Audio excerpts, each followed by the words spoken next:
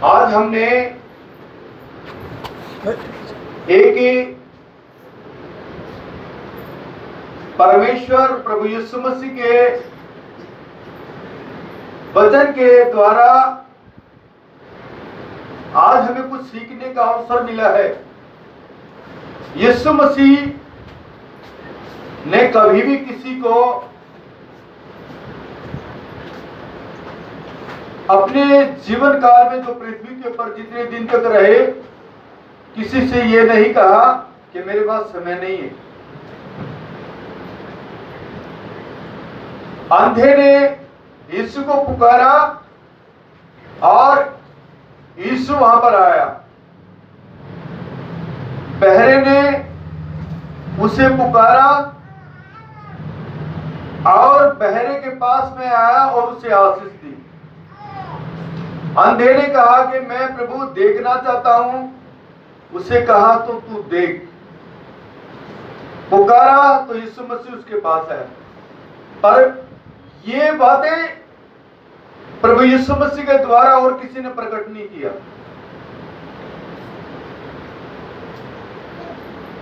और तो बड़े लोग बड़े लोगों के पास जाते हैं, लेकिन यीशु मसीह इस जगत में अंधों के पास गया, लंगड़ों के पास गया, जो कोढ़ी थे उनके पास में गया,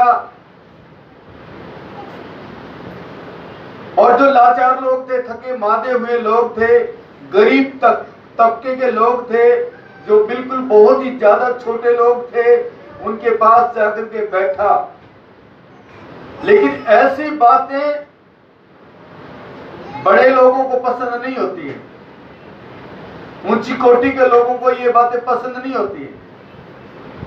लेकिन यीशु मसीह एक ऐसा प्रभु है जो दीन और दुखियों के पास में गया, लाचार और बेसहारों को गले लगाया, और ऐसा किसी ने नहीं किया।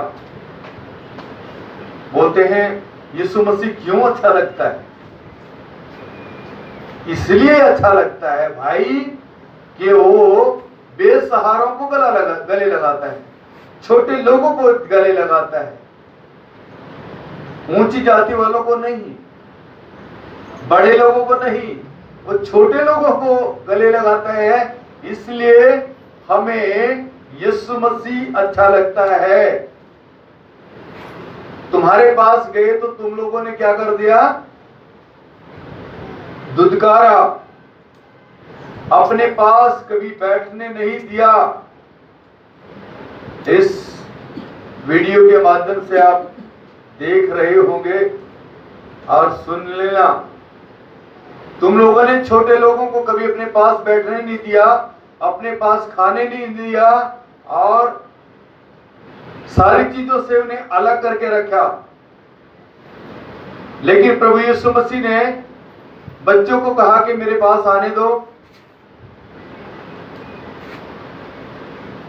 गरीब थके हुए मादे लोगों को कहा कि मेरे पास आने दो, कोढ़ियों तक को गले लगाया। ऐसा कोई प्रभु है जो कोढ़ियों को गले लगाएगा? सारी दुनिया के पाप अपने ऊपर ले लेगा और कहेगा हे प्रभु इन्हें तुम उसे मारो और पीटो, और फिर भी कहे कि हे प्रभु इन्हें क्षमा कर दे, ये नहीं जानते क्या कर रहे हैं। ऐसा प्रभु और कौन हो सकता है? यीशु के अलावा, यीशु के अलावा ऐसा कोई हो सकता है? कोई नहीं हो सकता, क्योंकि वो हमसे प्रेम करता है। इसलिए जो आज एक वचन आपको बताना चाहता हूं, लूका रचित सुसमाचार 7 अध्याय के और 36-37 वचन में है। फिर किसी फरीसी ने उनसे विनती की कि वह उनके साथ भोजन करे। तब उसने फरीसी के घर में जाकर के भोजन करने बैठा। फरीसी यानी कि बहुत ऊंचे लोगों में फरीसी गिनती होते हैं। परमेश्वर ना तो बड़े लोगों में फर्क करता है, ना छोटे लोगों में फर्क करता है। लेकिन बड़े लोग ही फर्क करते हैं। बड़े लोग हर बात में फर्क करते हैं। यहां पर फरीसी ने परमेश्वर को, यीशु मसीह को आमंत्रित किया कि हे प्रभु, आप हमारे घर भोजन कीजिए। और वो उनके घर गया और वहां पर बैठा हुआ था। तो वहां पर एक स्त्री है जो पापनी कहलाती है, पाप करती है, वो व्यभिचार करती है, बुरे विचार की स्त्री है और पूरी नगरी यानी कि पूरा राज्य से घृणा से देखता है। और उसने, उस स्त्री को मालूम हुआ कि आज प्रभु यीशु मसीह फरीसी के घर आए हैं भोजन करने के लिए। और उसने एक निर्णय लिया कि मैं प्रभु के पास जाऊंगी, क्योंकि छोटे लोगों को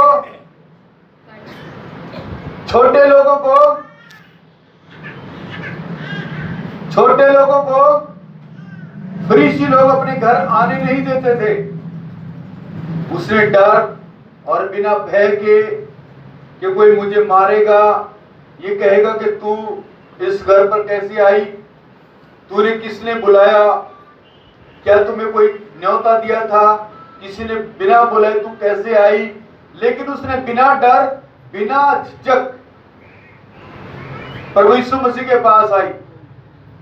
हम लोग आज डरते हैं, कुछ लोग डरते हैं, लेकिन उसने उस समय के बहुत बड़े व्यक्ति के घर, फरीसी के घर,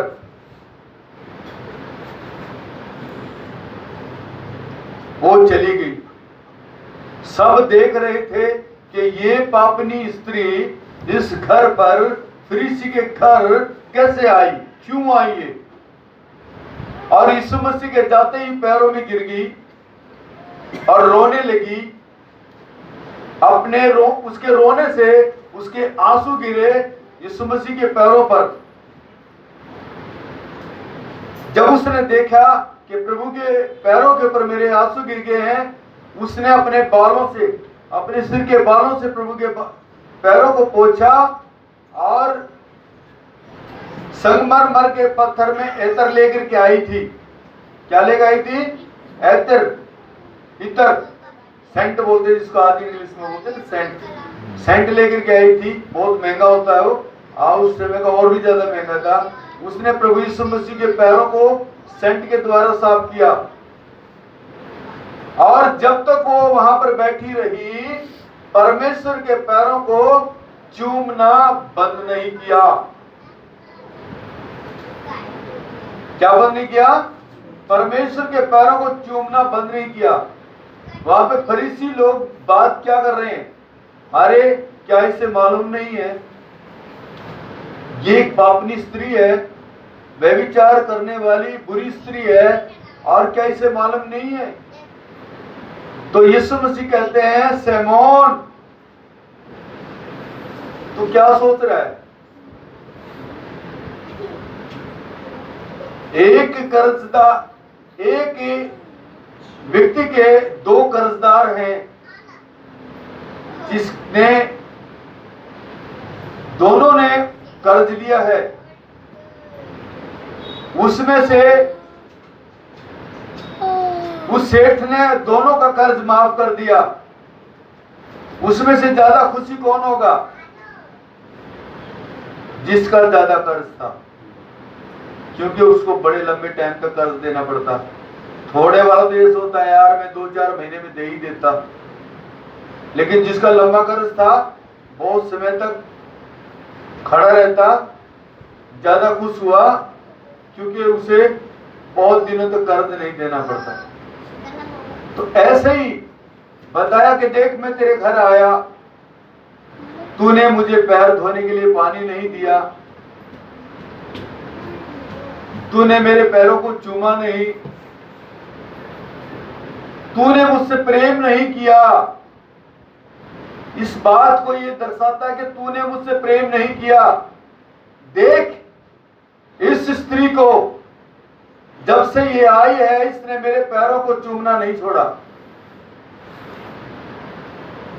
अपने आंसुओं से इसने मेरे पैरों को धो दिया।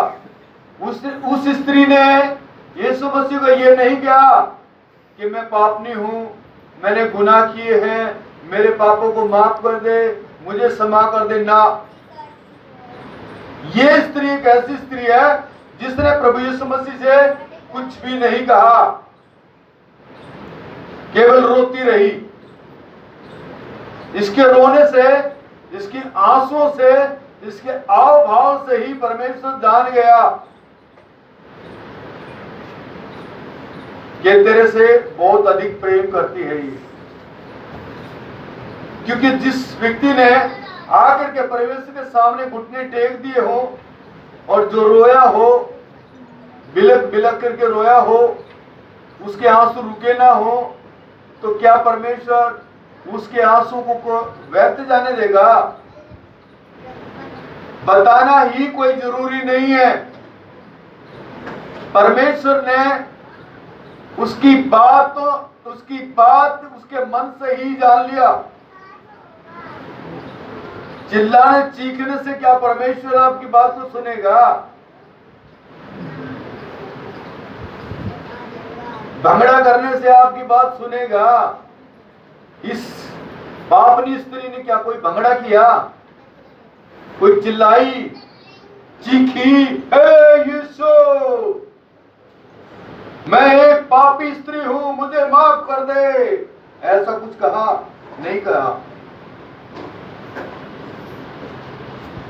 ये तो रोती रही, रोती रही, रोती रही, रोती रही। इसकी आंसुओं को परमेश्वर देखता रहा कि इसके आंसू में कितना दर्द है, इसके आंसू में कितना प्रेम है। यीशु मसीह उसके प्रेम को देख रहा था। शमौन से कहा, देख,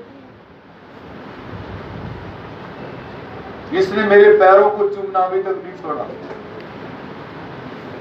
तूने तो अपने घर मेरे पानी से पैर तक नहीं धोए, इसने अपने आंसुओं से मेरे पैरों को धो दिया। और जो सबसे महंगा इत्र इसके पास में था, जिससे ये धंधा करती थी, कारोबार करती थी, सेंट मार के चलती थी, वो सारा सेंट ही मेरे ऊपर उड़ेल दिया, इत्र सारा उड़ेल दिया।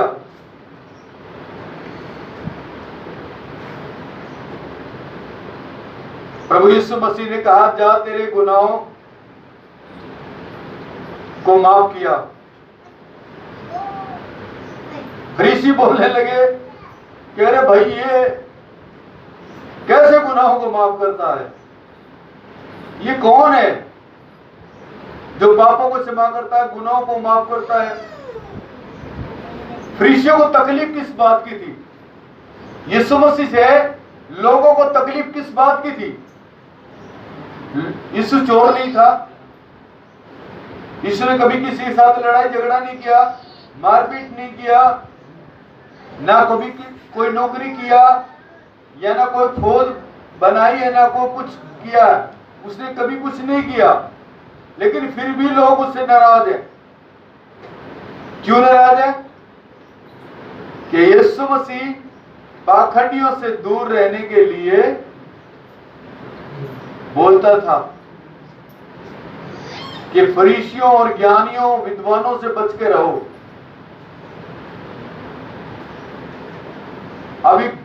अभी डायरेक्ट फरीसियों का नाम, विद्वानों का नाम ले दिया तो भाई उनका तो धंधा खराब हो जाएगा। इसलिए फरीसियों ने योजना बनाई थी कि किसी तरीके से इसको मरवाया जाए। और आज भी यीशु मसीह के नाम से ही लोग चिढ़ते हैं।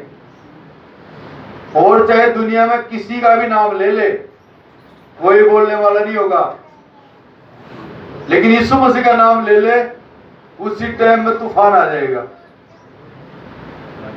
क्यों? कि यीशु मसीह बोलता था, जादू टोने करने वालों से दूर रहो, बुरे काम करने वालों से दूर रहो, अरे बहुत बड़े बड़े पोथी पत्थरे बांध गंढे है ना, लोगों को बहकाते इनसे दूर रहो। तो भाई उनको तो चिढ़ होगी इस बात की, उनको तो तकलीफ होगी ना, जो इतने दिन से उनका धंधा रोजगार चल रहा है। पोथी पत्थर देख को तो आपको थोड़ा हम बताएंगे, उसी से तो आपको भरमाया जाएगा, उसी से तो आप हाँ भरोगे। तो प्रभु यीशु मसीह ऐसा भी प्रभु है जिसने कभी कोई बड़ा कोई छोटा नहीं देखा। अरे तो छाड़ छाड़ के बुलाते हैं, बड़ा है तो कोई आगे आ जा, और कोई ऐसे भिखारी बुखुरी छोटी जाति का तो पीछे चल,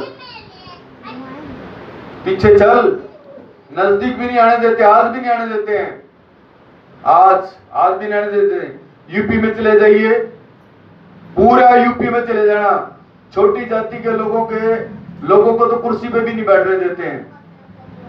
बिहार में चले जाइए, वहां पे भी यही हाल है, झारखंड में चले जाइए, वहां पे भी यही हाल है। फिर बोलते हैं अरे भाई ये हमारे पास से क्यों जा रहे हैं, इसलिए जा रहे हैं कि तुम उसे बैठाते नहीं हो। एक बात और बताऊंगा, इससे थोड़ा अलग है, वचन से थोड़ा अलग है। हम पास्टर बन गए, यहूदियों को कोई एतराज नहीं है। हम पास्टर बन गए, ईसाइयों को कोई एतराज नहीं है, लेकिन दुनिया को एतराज है कि पास्टर क्यों बन गए। पंडित बन जाए तभी भी डंडे से मारेंगे, वो मंदिर में नहीं जाने देंगे लोगों। अरे ये अछूत कैसे मंदिर में आ गया। पास्टर बन गए तभी भी तकलीफ है। मतलब हम जाए तो जाए कहां जाए? तो वो रास्ता है यीशु मसीह के पास, क्योंकि यीशु मसीह ऐसे लोगों को गले लगाता है जो संसार से दुखी और परेशान है। अभी तुम भी नहीं बैठने दो, दूसरा है वो भी नहीं बैठने दे, तो हम कहां जाएं?